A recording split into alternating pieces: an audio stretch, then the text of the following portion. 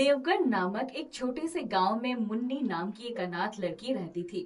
मुन्नी के माता पिता इस दुनिया में नहीं थे, इसलिए वो मंदिर में पुजारी जी के साथ रहती थी। गांव के सभी बच्चे मुन्नी को अनाथ कहकर मजाक उड़ाया करते थे। मुन्नी के शरीर का रंग काला था, जिस वजह से सभी उसे कोयला कहकर पुकारा करते थे। इस बात से मुन्नी बहुत दुखी रहती थी। भगवान, आपने मुझे ऐसा रंग दिया, मुझे इस बात की कोई शिकायत नहीं, मगर कम से कम आप मेरे माता पिताजी को तो मेरे साथ रहने देते। इसी तरह मुन्नी मंदिर में भगवान से शिकायत किया करती थी। अरे मुन्नी बेटा, साफ सफाई कर दी है क्या तूने मंदिर की? जी पुजारी जी, मंदिर की सफाई कर दी है, आप पूजा शुरू कीजिए। पुजारी जी काम की वजह से हमेशा बाहर ही रहते थे। मुन्नी अक्सर अकेले ही मंदिर में रहती थी। पुजारी जी इतने दयालु थे कि वो मुन्नी के खाने पीने की पूरी व्यवस्था करते थे। मुन्नी छोटी उम्र में भी सब बनाना सीख गई थी। लकड़ियाँ ले आई हूँ, अब खाना बना लेती हूँ, वरना ज्यादा अंधेरा हो जाएगा।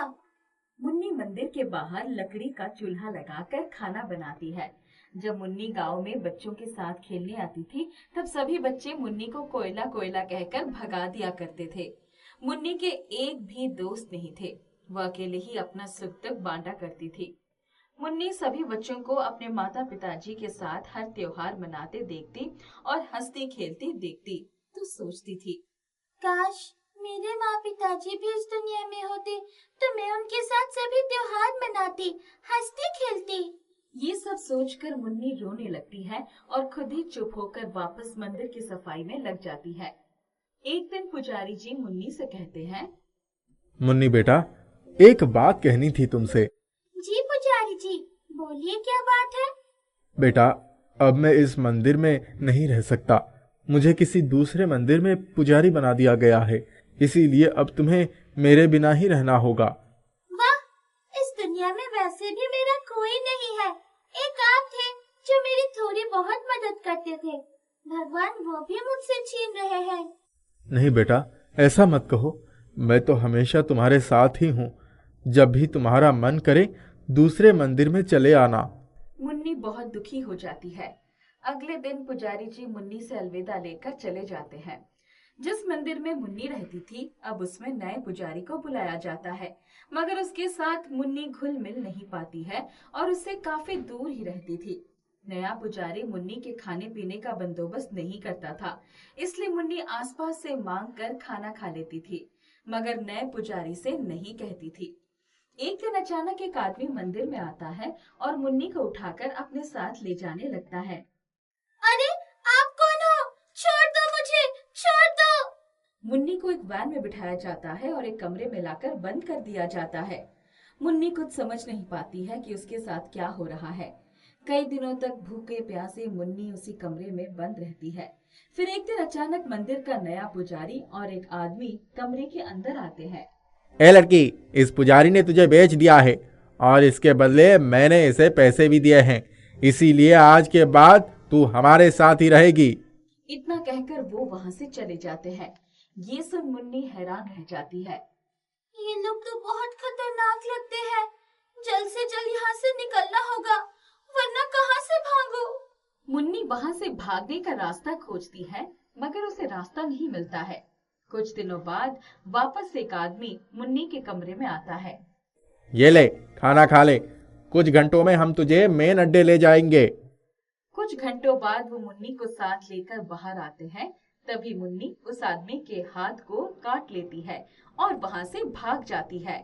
सभी मुन्नी का पीछा करने लगते हैं, मगर मुन्नी तेज दौड़ती है और एक घर के पास आती है।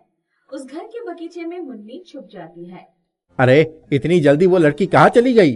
वो लोग मुन्नी को ढूंढ नहीं पाते हैं। वो सभी मुन्नी को शहर लेकर आ गए थे और जिस घर के बगीचे में मुन्नी छिपी थी, उस घर में पंकज और टीना नाम के पति पत्नी रहते थे। वो वर्षों से माता रानी से एक संतान की मांग कर रहे थे, मगर उन्हें संतान की प्राप्ति नहीं हो रही थी। उन लोगों की नजर मुन्नी पर पड़ती है।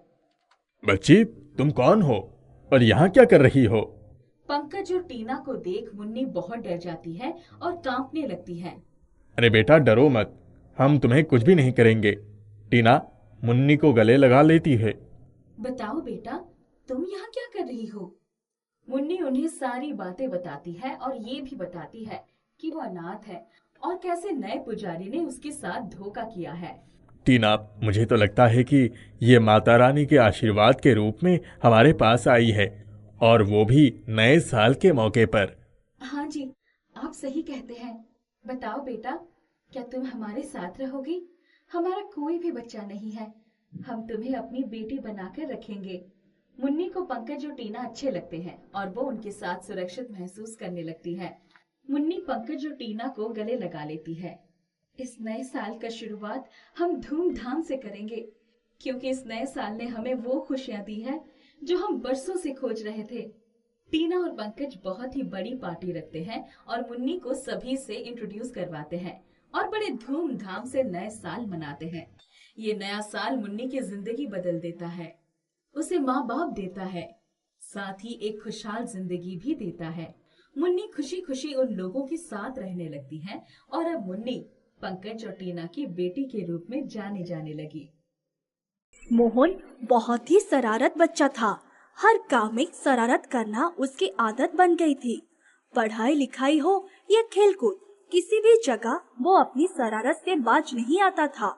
वो अपना होमवर्क कभी समय से पूरा नहीं करता था, हमेशा कोई न कोई बहाना करके बच जाता था। स्कूल के रोज उसकी डायरी पर शिकायत लिखकर आती, लेकिन उसे कोई फर्क नहीं पड़ता था। मोहन की इस आदत की वजह से उसके मम्मी पापा बहुत परेशान रहते थे। उन्हें दिन रात यही चिंता सताती थी कि आखिर मोहन आगे चलकर करेगा क्या। अगर उसकी यही आदत रही तो वो जिंदगी में कुछ कर ही नहीं पाएगा। स्कूल के पेरेंट्स मीटिंग में भी मोहन के मम्मी पापा की बहुत बेइज्जती होती थी, पर वो कुछ कर नहीं पा रहे थे। एक दिन मोहन स्कूल से घर आ रहा था, तभी उसके दोस्तों ने कहा कि नदी के किनारे वाले बगीचे में बहुत मीठे मीठे आम लगे हैं, हम लोग तो जा रहे खाने, अगर तुम्हें भी चलना है तो चलो। पहले तो मोहन ने मना कर दिया। नहीं यार, बगीचे वाला पकड़ लेगा तो बहुत मारेगा। अरे कुछ नहीं होगा यार, दोपहर में वहाँ कोई नहीं रहता है। हम लोग कई बार गए हैं लेकिन हमें कोई नहीं पकड़ा है। तुम चलो, कुछ नहीं होगा। अंत में मोहन अपने दोस्तों के साथ उस बगीचे में जाने के लिए तैयार हो ही गया। बगीचे तक जाने का रास्ता काफी सुनसान था। नदी के किनारे वो बगीचा था। रास्ता काफी डरावना भी था। जब वो लोग बगीचे तक पहुँचे तो सारे बच्चों के मुंह में पानी आ गया। बड़े बड़े मीठे मीठे आम एकदम नीचे ही लटके हुए थे। उन्हें तोड़ने के लिए ना तो पेड़ पर चढ़ने की जरूरत थी और ना ही किसी डंडे की। छोटे बच्चे भी हाथ बढ़ाकर आसानी से उसे तोड़ सकते थे। मोहन और उसके दोस्त आम देखकर उस पर टूट पड़े। घंटे भर तक वो इस पेड़ से उस पेड़ पर जाकर आम खाए। आम खाने के चक्कर में उन लोगों ने अपना ड्रेस भी पूरा गंदा कर लिया। फिर सब लोग वही पेड़ के नीचे आराम करने लगे। मोहन तो शरारत था ही और उसके दोस्त भी वैसे ही थे। वो लोग जब पेड़ के नीचे आराम कर रहे थे तभी मोहन को नींद आ गई और उसके दोस्तों को शरारत सूझी। उन्होंने योजना बनाई कि मोहन को यहीं सोते छोड़कर चले जाते हैं। सभी उसे वैसे ही अकेला सोता छोड़ चले गए। जब मोहन के आंख खुली तो शाम के 6 बज रहे थे। वो घबराकर उठा और चारों तरफ देखा, दूर दूर तक कोई नहीं दिखा। मोहन एकदम से डर गया। वो समझ गया कि उसके दोस्तों ने उसके साथ धोखा किया है। सभी उसे अकेला छोड़कर भाग गए हैं। अब उसे और भी डर लगने लगा। अंधेरा भी होने वाला था। मोहन ये सोचकर रोने लगा कि वो अकेले घर कैसे जाएगा। वो जोर जोर से रो रहा था। तभी उसने देखा कि एक लंबा आदमी जिसके बड़े बड़े दाढ़ी और बाल थे, वो बहुत अजीब तरह का चमकीला पोशाक पहना था, एक छड़ी लिए हुए उसकी तरफ आ रहा था। मोहन उसे देखकर भागने लगा। तभी वो आदमी जोर से चिल्लाया, रुक जा बच्चे, कहाँ भाग रहा है? मैं तुझे कोई नुकसान नहीं पहुंचाऊंगा। तुम बहुत डरावने लग रहे हो। मुझे तुमसे बहुत डर लग रहा है। अरे डरो मत। इस सुनसान जगह पर अंधेरे में तुम अकेले बच्चे को नहीं रुकना चाहिए, खतरा हो सकता है, लेकिन अब डरने की कोई जरूरत नहीं है। मैं आ गया हूं तो तुम्हें अब कुछ नहीं होगा। आप कौन हैं? मैं जादूगर सम्राट हूं। मैं किसी भी चीज को कुछ भी बना सकता हूं। ये देखकर मोहन हैरान रह गया। उसे यकीन ही नहीं हुआ कि ये सब उसकी आंखों के सामने हुआ है। जादूगर से बात करते करते मोहन को ध्यान ही नहीं रहा कि वो अभी थोड़ी देर पहले कितना रो रहा था। मोहन को भी जादूगर से जादू सीखने का मन हुआ। आप मुझे भी जादू सिखा दो। बच्चे, तुम बहुत शरारती हो और सबको परेशान करते हो। अपनी पढ़ाई पर तो बिल्कुल ही ध्यान नहीं देते और घर जाने की जगह यहाँ बगीचे से आम चोरी करके आम खा रहे हो। मैं अपने जादू से तुम्हारी हर बात जानता हूँ, इसीलिए मैं तुम्हें अपने साथ ले जाऊंगा और जब तुम सुधर जाओगे तब छोड़ दूंगा। उससे पहले मैं तुम्हें कहीं नहीं जाने दूंगा। ये सुनकर मोहन बहुत डर गया। नहीं नहीं जादूगर अंकल, आज से मैं शरारत करना बिल्कुल छोड़ दूंगा और मन लगाकर पढ़ाई करूंगा। आप मुझे मेरे घर तक छोड़ दीजिए, मुझे अपने घर जाना है। नहीं, मुझे तुम्हारी बात का भरोसा नहीं है। आप भरोसा करिए, मैं वादा करता हूँ कि अब मैं मन लगाकर पढ़ाई भी करूंगा और मम्मी पापा की सारी बातें भी सुनूंगा। अपना होमवर्क भी समय से पूरा कर लूंगा। तो ठीक है, मैं तुम्हें एक मौका देता हूं और ये जादुई कटोरी देता हूं। अगर तुम दिन भर मेहनत से पढ़ाई करोगे और शरारत नहीं करोगे तो तुम इस कटोरी से जो भी खाने को मांगोगे वो तुम्हें मिल जाएगा। लेकिन अगर तुम शरारत किए और पढ़ाई से जी चुराओगे तो कुछ नहीं मिलेगा। बोलो, मंजूर है? जल्दी बोलो, नहीं तो मैं तुम्हें अपने साथ लेकर चला जाऊंगा। हाँ हाँ हाँ जादूगर अंकल, मैं आपसे वादा करता हूँ। फिर जादूगर मोहन को उसके घर तक छोड़ने गया। मोहन के घर वाले उसे बहुत देर से ढूंढ रहे थे। जैसे ही मोहन घर आया, सभी उसे देखकर खुश हो गए। सबने जादूगर को धन्यवाद बोला। उस दिन के बाद मोहन ने मन लगाकर पढ़ाई करनी शुरू कर दी और शरारत करना भी छोड़ दिया। अब वो मोहल्ले का सबसे अच्छा लड़का बन गया। लेकिन आज तक किसी को ये पता नहीं था कि उसके पास एक जादुई कटोरी है जो उसे कुछ भी मांगता है खाने को देती है। उस जादुई कटोरी और जादूगर की सीख की वजह से वो आज इतनी मेहनत से पढ़ाई करके और शरारत छोड़कर एक अच्छा लड़का बन गया। सुक्खू अपने खेतों के किनारे खड़ा अपनी पक कर तैयार हो गई गेहूं की फसलों को बड़े प्यार से निहार रहा था।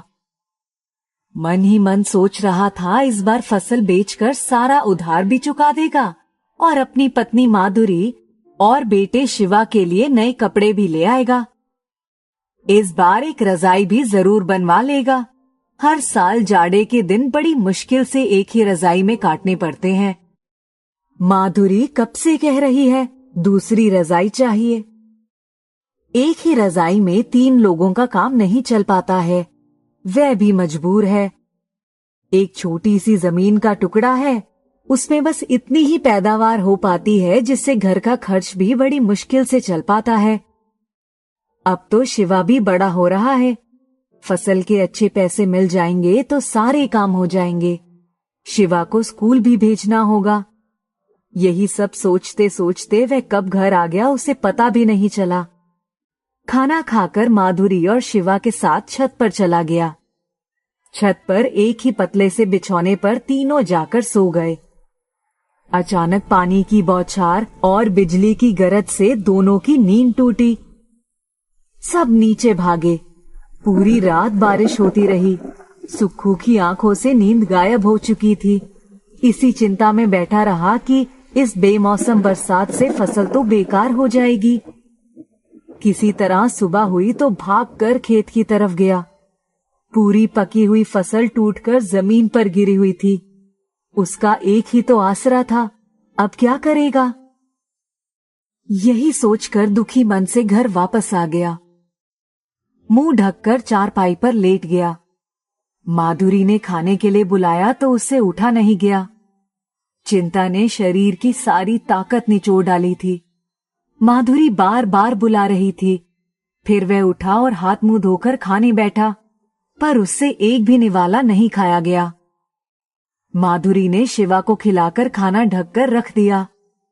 माधुरी अपना काम निपटाकर उसके पास आई और फिर बोली, अब तो बरसात बंद हो गई है, चलो खेत पर चलते हैं। सुखू भर्राई आवाज में बोला, क्या करेंगे वहां जाकर? हमसे तो फसल की दुर्दशा देखी नहीं जा रही है। माधुरी ने कहा, फिर भी एक बार चलो तो। सुखू मन मारकर उठा। तीनों खेत पर जा रहे थे। उन्होंने देखा कि उनके खेत से कुछ ही दूरी पर एक बूढ़ी औरत कीचड़ में लथपथ अचेत अवस्था में पड़ी है। माधुरी झट से उसके पास गई और उसे उठाने की कोशिश करने लगी, लेकिन अकेली उठा नहीं पा रही थी। तब दोनों ने मिलकर उसे उठाया और खेत पर जाने का विचार छोड़कर उसे घर ले आए। उसे चारपाई पर लिटा दिया और उसके मुंह पर पानी का छींटा मारा। पानी के छींटे पड़ते ही वह थोड़ा कुनमुनाई और आंखें खोल दी। वे उठकर बैठ गई और बोली, पिछली रात से कुछ भी नहीं खाया है। कुछ खाने की खोज में मैं बाहर निकली थी, मुझे पता नहीं चला कि मैं कब गिर पड़ी। माधुरी ने झट से उसके लिए खाना परोसा और उसको खिलाने लगी। बूढ़ी औरत ऐसे खा रही थी जैसे उसे दोबारा कभी खाना नहीं मिलेगा। माधुरी चुपचाप उसको देख रही थी। खा पीकर वह सो गई। दूसरे दिन जब वह सोकर उठी तब वह बोली, अब मैं चलती हूँ। सुखू ने बड़े अधिकार पूर्वक कहा, कहीं जाने की जरूरत नहीं है, यहीं पड़ी रहो। हम जो रूखा सूखा खाएंगे वही तुम्हें भी खिला देंगे। ये कहते हुए वह खेत की तरफ अकेला चला गया। खेत पर जाकर उसने जो कुछ देखा उसे अपनी आंखों पर विश्वास ही नहीं हुआ। पूरी फसल सूखी हुई थी और काटकर किनारे से एक तरफ रखी हुई थी। पूरा खेत साफ सुथरा पड़ा था। उसने चारों तरफ नजर दौड़ाई, लेकिन वहां कोई नहीं था, जबकि ये काम करने में कम से कम 5 दिन लग जाते और मजदूर ऊपर से लगाने पड़ते। उसे बड़ा आश्चर्य हुआ। वह सक पकाया हुआ अपने अनाज के दानों को हाथ में लेकर देख रहा था। तभी अचानक उसके सामने तेज रोशनी आई और सफेद वस्त्रों में सजी एक अद्भुत सौंदर्य वाली परी प्रकट हुई। उसने कहा, सुखू, मैं तुमसे बहुत प्रसन्न हूँ। तुमने और तुम्हारी पत्नी ने आज मुझे भरपेट भोजन करवाया। कल बरसात की वजह से मेरे खूबसूरत पंख गीले हो गए थे। मैं परी से इंसान के रूप में बदल गई और मेरी सारी जादुई शक्तियां खत्म हो गईं। तुम्हारे घर में रहने के बाद जब थोड़ी गर्मी मिली तो मेरे पंख सूख गए। जैसे ही मैंने खाना खाया मेरी सारी शक्तियां वापस आ गईं। कहो तो सारा अनाज तुम्हारे घर पहुंचा दूं? सुखू की समझ में नहीं आ रहा था कि क्या कहे। वह उसके पैरों में झुक गया और बोला, मैं तो सोच रहा था कि मेरी फसल का एक दाना भी मुझे नहीं मिलेगा। आपकी दया से मेरी पूरी फसल सुरक्षित है और मैं क्या कहूं। परी बोली, चलो ज्यादा मत सोचो, तुम घर पहुंचो, मैं अनाज पहुंचाने में तुम्हारी मदद करूंगी। तुम्हें इस अनाज का 4 गुना दाम मिलेगा। बस एक बात का ध्यान रखना कि इस बारे में किसी से कुछ मत कहना। सुखू बार बार पीछे मुड़कर देख रहा था। परी वहीं खड़ी मुस्कुरा रही थी।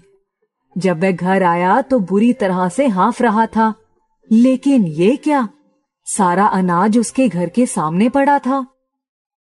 वह घर के अंदर गया तो उसकी पत्नी ने पूछा, अरे वो बूढ़ी अम्मा कहाँ है? सुखू ने कहा, मैं तो खेत पर गया था, मुझे क्या पता।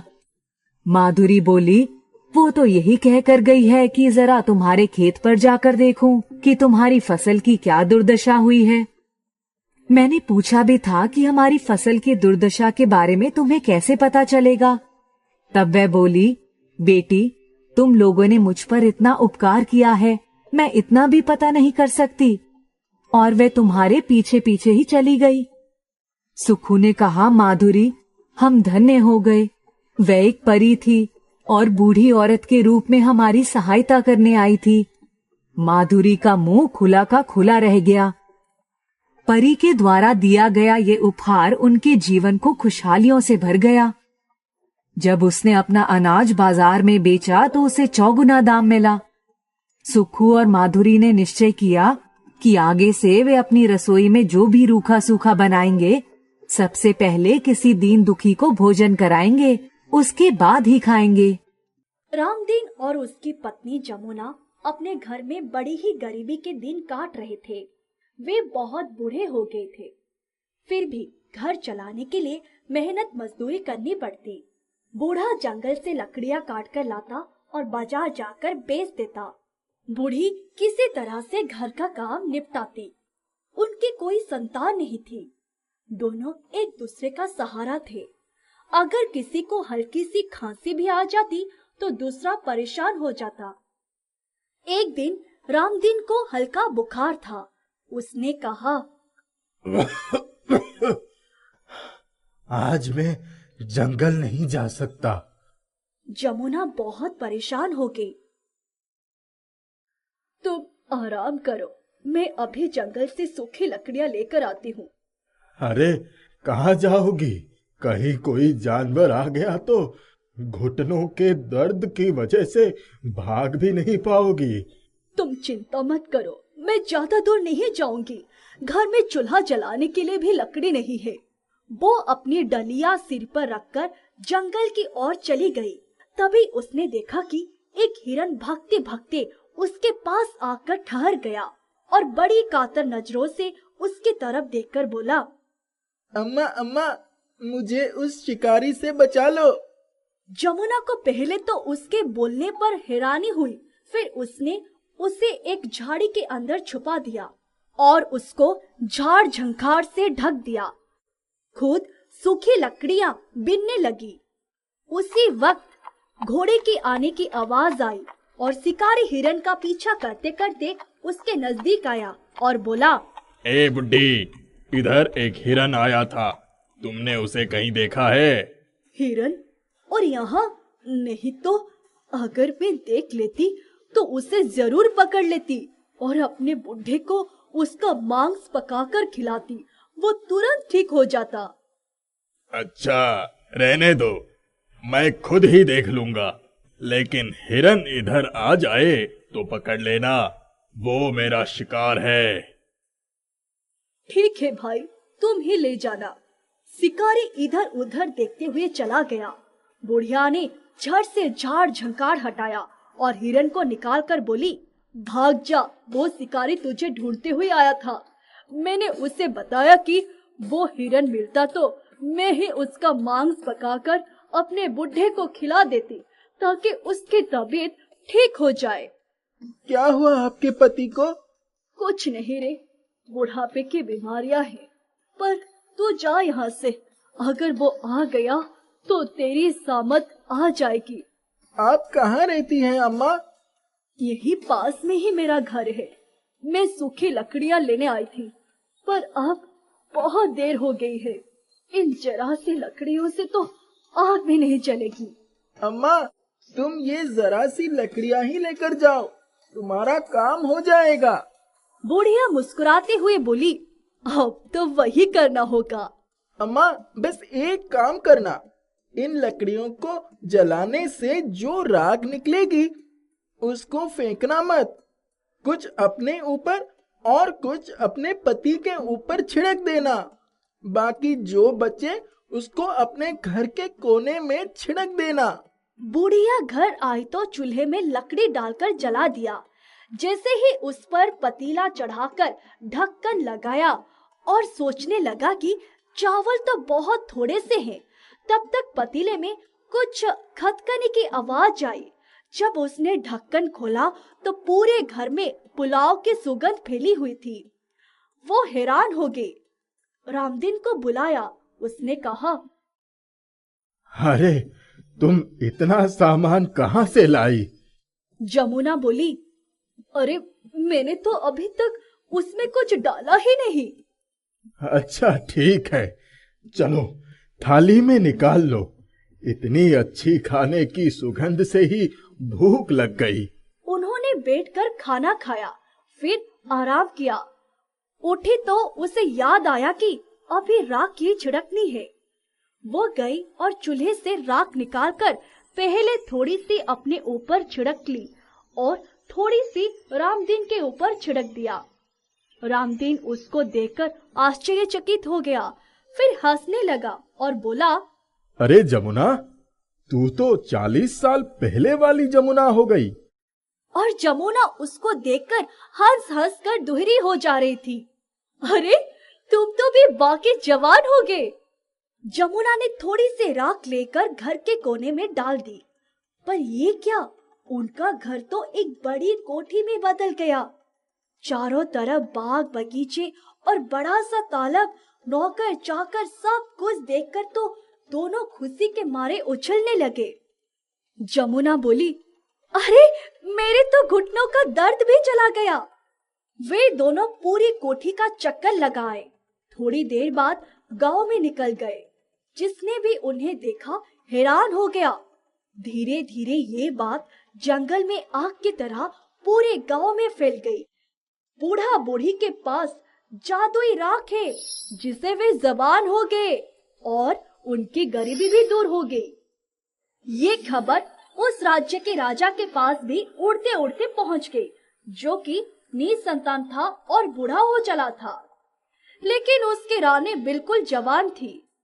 उसने सोचा, अगर उस बूढ़े को अपने महल में बुलाएगा तो रानी को पता चल जाएगा।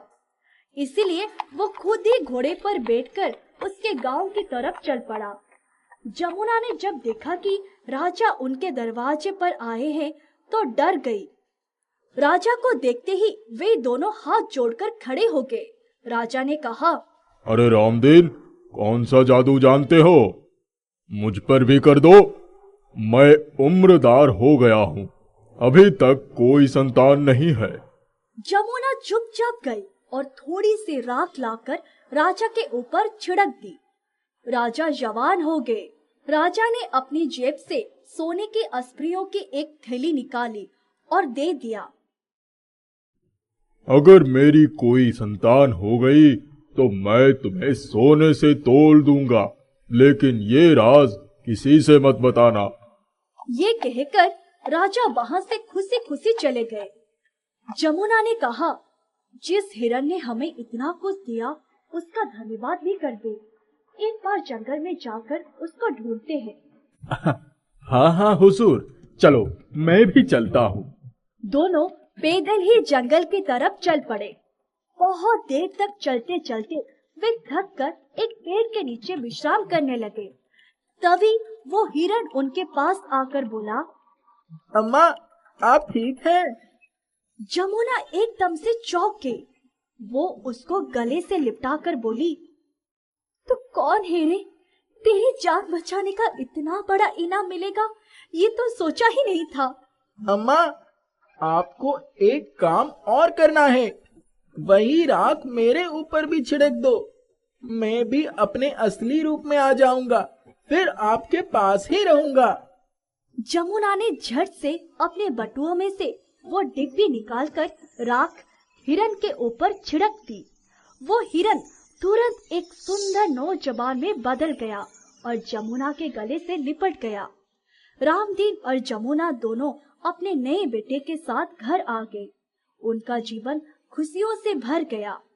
1 साल बाद ही उधर राजा के यहाँ एक बेटे ने जन्म लिया। राजा ने बहुत बड़ी दावत दी। उन्होंने बग्घी भेजकर उन लोगों को बुलाया और दावत के बाद रामदीन और जमुना को वाकई सोने से तोल दिया।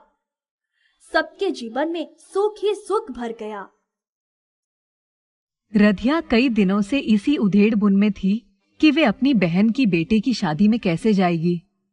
अभी तो फसल भी तैयार नहीं हुई थी कि बेचकर कुछ पैसे आ जाते। बिरजू खेत से लौटा तो देखा रधिया आंगन में गोबर लीप रही है।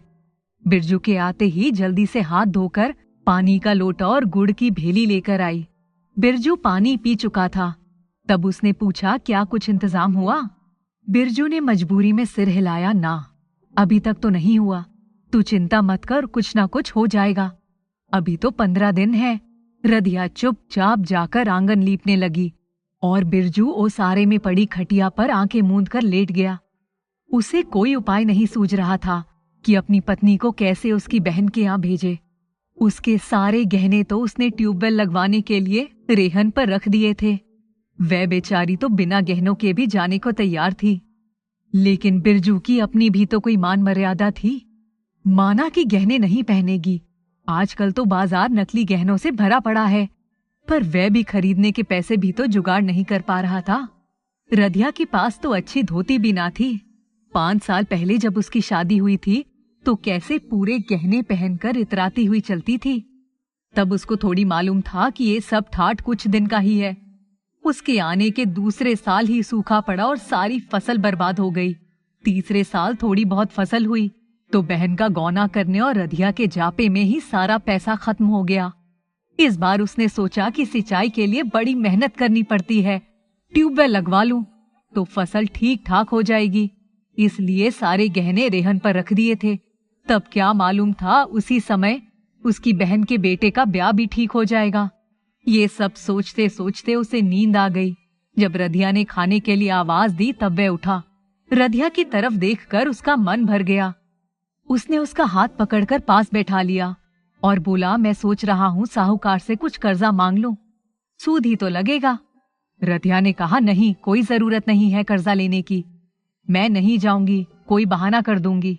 2 महीने बाद जब फसल कट जाएगी, कुछ पैसे हाथ में आएंगे, तब किसी दिन चली जाऊंगी, बहू को देख आऊंगी। तुम चलो खाना खा लो। परंतु बिरजू को उसका ये संतोष भरा आश्वासन और भी व्यथित कर गया।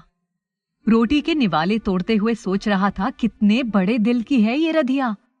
दूसरी औरतें तरह तरह के साज श्रृंगार करके घूमती है, ये बेचारी अपने काम में ही लगी रहती है। मेरे तो जी में आता है कि मैं इसे तरह तरह के आभूषण, साड़ियों और रंग बिरंगी चूड़ियों से लाद दूं। पर आह रे किस्मत, बिरजू की आंखें नम हो गई। अचानक उसने एक निर्णय लिया। खाना खाकर उठा और हाथ धोते हुए बोला, रधिया, मैं जरा बाहर जा रहा हूँ, दरवाजे की कुंडी लगा ले। रधिया ने पूछा, कहाँ जा रहे हो? बिरजू ने कहा, 1-2 घंटे में वापस आ जाऊंगा। बाहर आया और दिल कड़ा करके ठाकुर साहब के घर की ओर चल दिया। ठाकुर साहब ने पूछा, क्या बात है बिरजू, कुछ काम था? बिरजू ने लंबी सांस ली और बोला, ठाकुर साहब, बड़ी मुश्किल में हूँ, कुछ मदद मिल जाती तो बड़ी कृपा हो जाती। ठाकुर साहब ने पूछा, क्या हुआ, बोलो। तब बिरजू ने कहा, ठाकुर साहब, आप एक दिन मेरे बैलों की बड़ी प्रशंसा कर रहे थे। आपके पास अपना एक बैल अमानत के तौर पर रखवाना चाहता हूँ। उसके बदले कुछ पैसे मिल जाते तो बड़ी मदद हो जाती। ठाकुर साहब ने कुटिलता से मुस्कुराते हुए कहा, एक बैल का मैं क्या करूंगा, देना है तो दोनों बैल दो। बिरजू बहुत गिड़गिड़ाया, लेकिन ठाकुर साहब टस से मस ना हुए। हार कर बिरजू ने दोनों बैलों के देने की बात मान ली। ठाकुर साहब ने उसे रुपए उधार दे दिए और हरकारे को बिरजू के साथ बैलों को लाने भेज दिया। बिरजू जब घर आया तो अंधेरा घिर गया था। रधिया चौके में रोटी बना रही थी। बिरजू ने चुपके से जाकर बैलों की रस्सी खोलकर हरकारे के हाथों में थमा दी और बैलों को बड़े प्यार से सहलाते हुए बोला, देखो भाई, मेरे बैल मेरे बच्चों की तरह हैं, ज्यादा मत खटाना और खाने पीने की कमी मत करना। हरकारे ने कहा, हाँ भाई हाँ, अब जल्दी करो। बिरजू बैलों को जाते हुए देखता रहा। उसकी आंखों में मजबूरी के आंसू छलक गए। अंगोछे से आंसू पोंछकर ओसरे में ही लेट गया, एक तरफ पत्नी का चेहरा और दूसरी तरफ अपनी बैलों का बिछो। रात को खाने के बाद रधिया जब गाय को रोटी खिलाने आई तो बैलों को अपने खूंट पर ना देखकर भागती हुई बिरजू के पास आई और बोली, हमारी बैल कोई खोल ले गया। बिरजू ने रधिया को पास बैठाकर समझाया और पूरी बात बताई। रधिया बोली, तुमने एक बार भी मुझसे नहीं पूछा। बिरजू ने कहा, चिंता मत करो, 2-3 महीनों की बात है, फसल होते ही बैलों को छुड़ा लूंगा। दूसरे दिन बिरजू रधिया को लेकर बाजार गया और सारा सामान दिलवा दिया। रधिया के चेहरे की खुशी देखकर ही उसका सारा दुख खत्म हो गया। लेकिन बिरजू खेतों पर जाने से पहले एक बार अपने बैलों को जरूर देखने जाता। बिरजू रधिया को लेकर उसकी बहन की यहाँ शादी में गया। एक हफ्ते बाद वापस आया। खा पीकर ठाकुर साहब के यहाँ बैलों को देखने गया तो दूर से ही देखा कि उसके बैल बड़े कमजोर लग रहे थे। वे खेतों की तरफ चला गया। खेत पर भोला और सुक्खू मेंढ बांध रहे थे। उसको देखते ही भोला खड़ा हो गया और बोला, भाई तुम कहाँ चले गए थे? ठाकुर तुम्हारे बैलों की बड़ी दुर्दशा कर रहा है, सुबह से शाम तक उन्हें जोते रखता है। ये सुनकर बिरजू वहीं माथे पर हाथ धरकर बैठ गया। सोचने लगा कि क्या करूं। कुछ दिनों तक काम की अधिकता के कारण वह अपने बैलों को देखने भी ना जा पाया था। धीरे धीरे फसल काटने का समय आ गया। इस बार फसल बड़ी अच्छी हुई थी। फसल कटी तो बेचकर सबसे पहले ठाकुर के पास पैसे लेकर गया। ठाकुर साहब ने उसको देखते ही पूछा, क्या बात है, बड़ी जल्दी में हो बिरजू? बिरजू ने कहा, ठाकुर साहब अपने पैसे ले लीजिए और मेरे बैल वापस दे दीजिए। ठाकुर साहब उसको लेकर बैलों के पास गए। बैलों के नाम पर जैसे लग रहा था खाली हाड़ ही बचा था। बिरजू की आंखों में आंसू आ गए। फिर भी वे चुपचाप बैलों की रस्सी थामे घर की तरफ चल पड़ा। बैलों का तो ठाकुर ने खून ही चूस लिया था। बैलों की घंटी की आवाज सुनते रधिया भागी हुई आई और बैलों को देखकर रुआसी हो गई। ये क्या हालत बना दी ठाकुर ने हमारे बैलों की। बिरजू की आत्मा कचोट रही थी, पर क्या करता। बैलों ने जैसे ही अपना पुराना ठीहा पाया, उनकी आंखों में चमक सी आ गई। उन्हें चारा पानी डालकर दोनों पति पत्नी थोड़ी देर वहीं खड़े रहे। रधिया रसोई में रोटी बनाते हुए बोली, मैं कही देती हूँ, खेतीहर के लिए उसकी गाय, गोरू, खेत, खलिहान ही उसका सबसे बड़ा मान है। रिश्तेदारी निभाने के लिए अब हम कभी अपने गाय बैलों को किसी को ना देंगे। पैसा रहेगा तभी कहीं जाएंगे, नहीं रहेगा नहीं जाएंगे। ऐसी उधार की खुशी नहीं चाहिए मुझे। रधिया की बात सुनकर बिरजू का सीना गर्व से फूल गया। वह बोला, तेरे जैसी घरवाली ही खेतीहर के घर की शोभा बनाती है। तेरी बात 16 आने सच है। चल खाना दे, बड़ी भूख लगी है। कुछ ही दिनों में बैलों की उचित देखभाल कर और खान पान ने उन्हें फिर से हृष्ट पुष्ट बना दिया।